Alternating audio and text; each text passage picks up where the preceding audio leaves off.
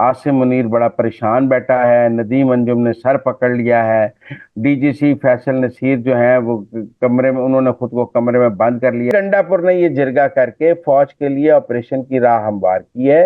ये मुज़ाकरात ना होने हैं, ना होंगे, ना हो सकते हैं। अस्सलाम वालेकुम नाजरीन, आप देख रहे हैं प्रोग्राम अंदर की बात मुजम्मिल सोहरवैदी के साथ। मैं हूं आपकी मेजबान इकरार। आज हमारे साथ मौजूद है आपके पसंदीदा तज्जिया निगार मुजम्मिल सोहरवैदी। अस्सलाम वालेकुम, वेलकम टू द शो। क्या हाल है सर आपका?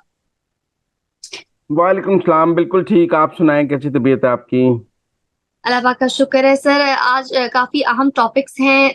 दिन में काफी पेशरफ्त हुई है, सियासी गहमा गहमी भी देखने को मिली है। तो सर, पीएम की जानिब से पीटीआई को मुज़ाकरात की पेशकश कर दी गई, फिर उसके बाद कबायली जरगा हुआ, और फिर उसके बाद अमरीकी ऐवान नुमाइंदगान में जो एक करारदाद पेश की गई, मंजूर हुई, इस मुतालिक बात करेंगे। तो सबसे पहले आज बढ़ते हैं पहले टॉपिक की जानिब। तो पीएम की जानिब से एक बार फिर पीटीआई को मुज़ाकरात की दावत दी गई है, और उस पर मुज़ाकरात पर पीटीआई ने एक शर्त रख दी है। तो आप इस मुतालिक क्या कहेंगे? देखें, ये मुज़ाकरात ना होने हैं, ना होंगे, ना हो सकते हैं। शहबाज शरीफ साहब ने भी गोंगलों से मिट्टी चाड़ी है कि चलें दे देते हैं दावत, क्योंकि उन्हें पता नहीं होने। पीटीआई को भी पता है कि इमरान खान ने मुज़ाकरात की इजाज़त नहीं देनी, लिहाजा उन्होंने भी कहा है कि इमरान खान को रिहा करें, फिर बात करेंगे। ना नौमन तेल होगा, ना राधा नाचेगी। बात यह है कि अगर इमरान खान को रिहाई कर देना है तो फिर मुज़ाकरात किस बात पे होने हैं? फिर क्या इस बात पर मुज़ाकरात होने हैं कि इमरान खान को वज़ीर आज़म बनाना है या नहीं बनाना? जो सबसे बड़ा पॉइंट है रिहाई का, वो मुज़ाकरात का, वो आप कहते हैं पहले कर दें, तो फिर आपने मुज़ाकरात किस बात पे करनी है? और फिर अगर हुकूमत ने रिहाई करनी है तो फिर अदालतों ने क्या करना है? तो मेरे ख्याल में ये जो मुज़ाकरात का खेल है ना, ये सिर्फ एक आई वॉश है। जैसे पीटीआई कहती है हम पिंडी से बात करेंगे, पीटीआई को पता है पिंडी उनसे बात करने के लिए तैयार नहीं। पिंडी कहता है कि आप सियासतदानों से बात करें, पिंडी को पता है सियासतदानों और पीटीआई की बात नहीं हो सकती। इसलिए अभी इस मुल्क में फिलहाल मुज़ाकरात का कोई इम्कान नहीं है। तमाम कोई भी किसी से मुज़ाकरात करने में संजीदा नहीं है। पीटीआई जो है वो, उसकी क़यादत के अंदर इतनी इजाज़त ही नहीं है उन्हें कि वो मुज़ाकरात कर सके। पीटीआई की सारी क़यादत मुज़ाकरात करना चाहती है, लेकिन अडियाला से इजाज़त नहीं है, और अडियाला वाले के साथ कोई मुज़ाकरात करना नहीं चाहता। तो इसलिए मेरा ये ख्याल है कि ये जो मुज़ाकरात का मंत्रा है, ये गुफ्तगू और आई वॉश और एक प्लेइंग विद द गैलरी तो है, लेकिन मेरा नहीं ख्याल में इसमें कोई हकीकत है।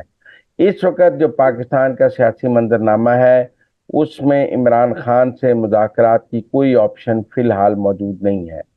जहाँ तक रिहाई की बात है, अदालतें छोड़ेंगी, हुकूमतें पकड़ेंगी, हुकूमतें पकड़ेंगी, अदालतें छोड़ेंगी, जब तक कि अदालत और इस्टेब्लिशमेंट का मैच जारी है। लिहाजा मुझे नहीं लगता कि अभी इन मुज़ाकरात के हवाले से हमें कोई संजीदा होना चाहिए या इन पर कोई बात करनी चाहिए।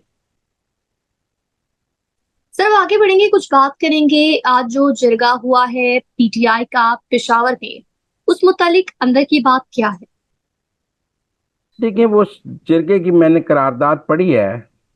मैं आपको बताता हूँ उसका पहला नुक्ता क्या है। वो कहता है, करारदाद पेश करता है कि हमारे पड़ोसी मुल्क अफगानिस्तान के साथ तजारत में जितनी भी रुकावटें हैं, इनको हल किया जाए। अब अफगानिस्तान के साथ हमारी तजारत में क्या रुकावटें हैं? रुकावट है ट्रांजिट ट्रेड और रुकावट है स्मगलिंग। अफगानिस्तान से जितना भी माल, अफगानिस्तान के लिए जितना भी माल आता है, वो सारा पाकिस्तान में स्मगल हो जाता है। हमारे डॉलर भी वहाँ स्मगल हो जाते हैं, हमारा माल भी स्मगल हो जाता है, हमारी गंदम भी स्मगल हो जाती है। और ये जो बॉर्डर के लोग हैं, इनका सारा काम स्मगलिंग पर है। फौज ने स्मगलिंग रोकी हुई है, डॉलर को मुस्तहकम करने के लिए पेशावर की डॉलर मार्केट को बंद किया हुआ है, और सारी जो ट्रांजिट ट्रेड बंद की हुई है। चमन और दूसरी जगह के जो पाक अफगान बॉर्डर हैं, वहां पर ये कर दिया है कि बगैर वीजे के कोई आदमी क्रॉस नहीं कर सकता, ना उधर से ना इधर से। वहाँ 8-8 महीने से धरने जारी हैं, लेकिन गवर्नमेंट ये कह रही है कि कोई भी बगैर वीजे के नहीं आने जाने देंगे। ये जो पहले खुला आना जाना था वो नहीं है। अब इस करारदाद का पहला नुक्ता ये है कि जी आप स्मगलिंग खोल दें। जो पेशावर में जिरगा हुआ है उसका पहला नुक्ता है कि ये पाक अफगान बॉर्डर पे जो स्मगलिंग थी वो खोल दें, क्योंकि स्मगलर्स की रोटी है। पूरे बॉर्डर पे स्मगलर्स का राज है, यहाँ दहशतगर्दों का राज है या स्मगलर्स का राज है। तो स्मगलर्स ने कहा है कि पहले तो हमारी स्मगलिंग खुलाई जाए। तो क्या रियासत पाकिस्तान स्मगलिंग खोलने की इजाजत दी जा सकती है? फिर उन्होंने क्या के लिए दूसरा उन्होंने कहा है कि जो धरने हो रहे हैं पाक अफगान बॉर्डर पर उनके मुतालबात माने जाएं। भाई धरने इसलिए हो रहे हैं कि आप कह रहे हैं कि हमने बगैर पासपोर्ट और वीजा के अफगानिस्तान जाना है। हुकूमत कह रही है जिसने जाना है वीजा और पासपोर्ट के साथ जाना है, इस पर गवर्नमेंट सरेंडर कर जाएगी, मुझे नहीं लगता। उसके अलावा वो ये कह रहे हैं कि ऑपरेशन की मुखालफत करता है, ऐसा कोई ऑपरेशन करने का इरादा है, इस मामले को पहले पार्लियामेंट पे लाया जाए, तफसीली बहस की जाए और इस बारे में कौम को आगाह किया जाए, कबायली मिशरान को एतमाद में लिया जाए। अब जो लोग कह रहे हैं ना कि जी उसने उन्होंने मुखालफत कर दी ऑपरेशन की, ऐसा नहीं है। उन्होंने कहा है कि अगर हुकूमत ऐसा कोई ऑपरेशन करने का इरादा रखती है तो मामले को पार्लियामेंट में लाए, पार्लियामेंट में आ जाएगा। जो अस्करी क़यादत है वो भी आके पार्लियामेंट में तफसीली ब्रीफिंग दे देगी और उस पर बहस भी हो जाएगी। इस बारे में कौम को आगाह किया जाए, कौम को भी आगाह कर दिया जाएगा और कबायली मिशरान को एतमाद में लिया जाए, कबायली मिशरान को भी प्राइम मिनिस्टर हाउस में बुलाकर एतमाद में ले लिया जाएगा। लिहाजा मेरे ख्याल में इस जो जिरगा हुआ है इसमें ऑपरेशन की हिमायत की राह निकाली गई है। कोई ऐसा नहीं है कि ऑपरेशन को यकसर मुस्तरद कर दिया गया है। उसमें ऑपरेशन की हिमायत की राह निकाली गई है कि पार्लियामान को एतमाद में लें, ब्रीफिंग दें, कौम को एतमाद में लें, कबायली मिशरान को एतमाद में लें। तो ये सब काम होने के बाद ऑपरेशन की हिमायत पैदा हो जाएगी। मैं पहले दिन से कह रहा हूं कि कोई ऐसी out of the way operation की मुखालफत नहीं है। दरअसल गंडापुर ने ये जिरगा करके फौज के लिए ऑपरेशन की राह हमवार की है और उन्होंने ऑपरेशन की हिमायत का एक रास्ता निकाला है। हमारे दोस्त जो हैं वो समझ रहे हैं जैसे गंडापुर ने कोई ऑपरेशन की मुखालफत के लिए जिरगा किया है। टेक्निकली गंडापुर ने ऑपरेशन की हिमायत के लिए जिरगा किया है और ऑपरेशन की हिमायत के लिए एक चार्टर ऑफ डिमांड पैदा किया है ताकि ऑपरेशन हो सके। लिहाजा मुझे तो ये जिरगा बहुत पॉजिटिव लगता है और मुझे लगता है इसके नतीजे में इस्तेकाम में पाकिस्तान जो ऑपरेशन है उसकी कबूलियत की ज्यादा राह निकलेगी। सर अब आगे बढ़ेंगे आखिरी टॉपिक की जानिब। तो सर ये जो करारदाद है अमरीकी ऐवान नुमाइंदगान में ये जो पास हुई है इंतखाबात से मुतालिक, और ये जो करारदाद है इस पर जो पाकिस्तान तहरीक इंसाफ के रहनुमा है उनकी जानिब से बड़ा खुशी का इजहार किया जा रहा है। कुतुब बुखारी की जानिब से कहा गया है कि अब पाकिस्तान में सूरत हाल तब्दील होने लगी है, और दीगर जो रहनुमा इस पर बात कर रहे हैं इस मुतालिक आप क्या कहेंगे? पहली बात तो यह है कि इस करारदाद के नतीजे में पाकिस्तान में कोई सूरत हाल तब्दील नहीं होने वाली। अगर किसी का ये ख्याल है कि इस करारदाद के नतीजे में 9 मई के मुल्ज़मान छूट जाएंगे, मुझे नहीं लगता। इस करारदाद के नतीजे में इमरान खान से कोई रियायत होगी, मुझे नहीं लगता। इस करारदाद के नतीजे में तहरीक इंसाफ के लिए कोई नरमी होगी, मुझे नहीं लगता। लिहाजा मुझे नहीं लगता कि पाकिस्तान के अंदर इस करारदाद के नतीजे में कोई तब्दीली आएगी। ये ज़रूर है कि तहरीक इंसाफ के दोस्त कल तक जो अमरीकी मुदाखलत की मुखालफत करते थे, कल तक हमें कहते थे कि ये जो साइफर आया है ये मुदाखलत है और हम कोई गुलाम हैं, हम मुदाखलत क्यों बर्दाश्त करें, वो आज एक और मुदाखलत पर जश्न मना रहे हैं। क्या अमेरिकी कांग्रेस की करारदाद पाकिस्तान के अंदरूनी मामलात में मुदाखलत नहीं? क्या अमेरिकी कांग्रेस की करारदाद जो है वो पाकिस्तान को डिक्टेट करने की कोशिश नहीं है?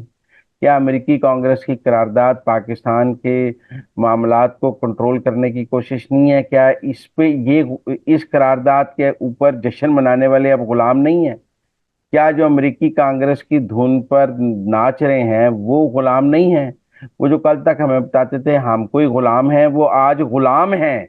वो गुलाम इब्ने गुलाम अज गुलामाने गुलाम आने अमेरिका निकल आए हैं कि एक अमेरिकी करारदाद पर ऐसे फूले नहीं समारे जैसे उन्होंने को मतलब दिल्ली का लाल किला फतह कर लिया है। इस वक्त अमेरिका में इलेक्शन का मौसम है, कांग्रेस के भी इलेक्शन हो रहे हैं, सदारती इलेक्शन भी हो रहे हैं। वह 4 महीने बाद किसकी हुकूमत होगी, कौन नया प्रेसिडेंट आएगा, क्या देखा जाएगा, ये जा रही है। जाने वाली कांग्रेस, आने वाली कांग्रेस, जाने वाली हुकूमत, आने वाली हुकूमत। और वैसे भी जो लोग बहुत ज़्यादा जश्न मना रहे हैं वो अमेरिकी का कवानीन और आइन पढ़ लें। अमेरिकी कांग्रेस की करारदाद अमेरिकी हुकूमत को किसी कार्रवाई के लिए नहीं भेजी जाती। इसकी मुशावरती हैसियत भी नहीं होती कि ये मुशावरत के लिए भी हुकूमत को भेज दी जाए। ये करारदाद जी हुकूमत को भेजी नहीं जाती, ये पास करके कांग्रेस में ही रख ली जाती है। खबर जरूर बन गई है, लेकिन मुझे नहीं लगता इसके नतीजे में कोई तब्दीली आएगी। कुछ डॉलर मजीद जाया हो गए हैं पीटीआई वालों के, उन्होंने काफी डॉलर खर्चे हैं, कांग्रेसमैन को खरीदा है, वहां इलेक्शन का मौसम है, कांग्रेस लॉबिंग की है और उनका ख्याल है इसके नतीजे में अगर वो आसिम मुनीर को गिरा लेंगे, अगर उनका ये ख्याल है कि अमेरिकी कांग्रेस की इस करारदाद के नतीजे में जीएचक्यू में जल्जला आ गया है, आसिम मुनीर बड़ा परेशान बैठा है, नदीम अंजुम ने सर पकड़ लिया है, डीजीसी फैसल नसीर जो है वो कमरे में, उन्होंने खुद को कमरे में बंद कर लिया है, तो ऐसा कुछ नहीं, मुझे नहीं लगता है ऐसा कुछ हुआ है। कोई सेक्टर कमांडर्स को नई हदायत आ गई हैं, कोई पीटीआई को वीआईपी प्रोटोकॉल मिलने लग गया है, ऐसा कुछ नहीं है। आप बेफिक्र रहें, हालात वहीं के वहीं हैं, जूं के तू हैं। जुल्फी बुखारी साहब जरूर लंदन में बैठे हैं, शहबाज गिल अमेरिका में बैठे हैं, वहां बैठकर वो जो मर्जी बात करें। जो लाहौर बैठा है, इस्लामाबाद बैठा है, उसको पता है।